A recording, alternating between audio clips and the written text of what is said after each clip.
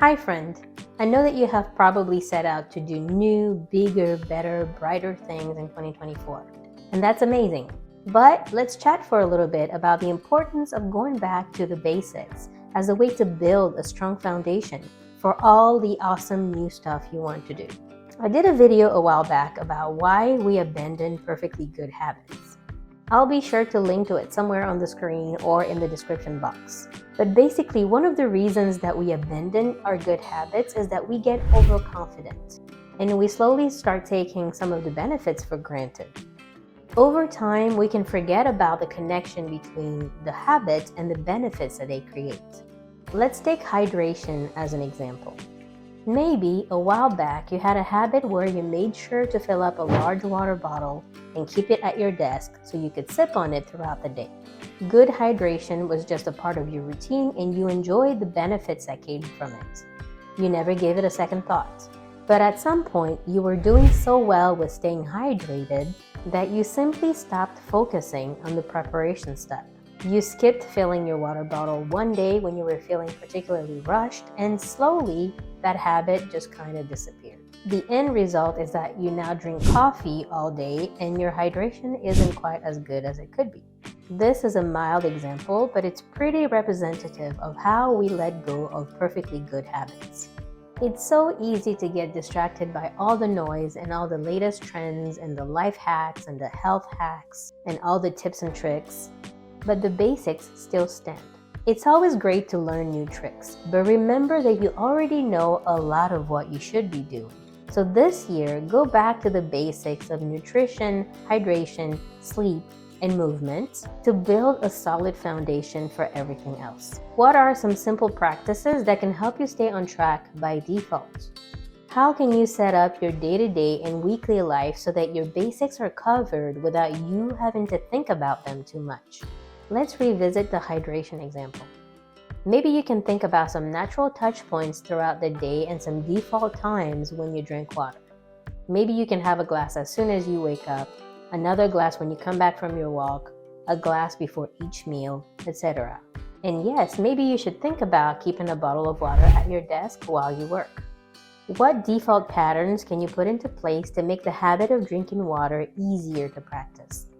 And what about nutrition? A few things most diets agree with are that we should have less packaged foods, less processed foods, more vegetables, and more protein. So regardless of which specific diet speaks to you, how can you secure these nutritional basics? Maybe you need to come up with a list of easy lunch options when you're working from home. Maybe you can identify some default options for eating out when you work from the office. Similarly, identify a few dinner options that allow you to have more vegetables and more protein. You don't have to eat anything you don't want, but think about the things you already enjoy that fit the criteria of what you want more of, and be intentional about making them part of your regular rotation.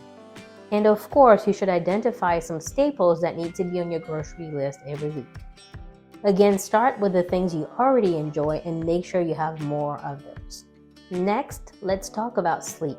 If you're aiming for 7, 8, or 9 hours of sleep, then do the math. What time do you have to wake up most days? Subtract your ideal sleep duration to come up with what your bedtime should be. And now think about how long it takes you to wind down to actually fall asleep. And now work backward from your bedtime to determine when you need to start your nightly wind down routine. This is really simple math, but it can be really eye-opening to find the exact time that you should begin your wind down routine for the night. And lastly, make sure you have a plan for movement and exercise. I think getting fit is on most people's New Year's resolutions, so I probably don't need to go into this too much. But have a general plan for the days you intend to work out and have a couple of backup options. That way, if a particular day doesn't go as planned, or your meetings run late, or you get busy or something else comes up, you have an alternative day that you can work out and still meet your weekly goals. When you do your weekly review and check on the progress you've made on your big goals, remember to also take the time to review how you're doing with these basic habits. Remember that these foundational habits provide the structure and the support you need to pursue your other goals. If you find that you are slacking on any of these foundational habits, then think about creative ways that you can try to address that. Make adjustments as soon as you can. Don't wait until something falls apart to try to fix it. Ideally, you can get to a point where these foundational habits are taken care of by default, so you can feel your best and operate at your best while you're out there trying to conquer the world. I know I'm guilty of this too, but we have a tendency to dismiss advice that seems too obvious because we like to spend our time chasing the next shiny object. But the staple advice we hear time and time again, the stuff that everybody seems to agree on, it may be boring, but it's time-tested, and we all should try to be better at it. You already know a lot of what you need to do to feel your best and operate at the top of your ability. The year ahead is a marathon, not a sprint.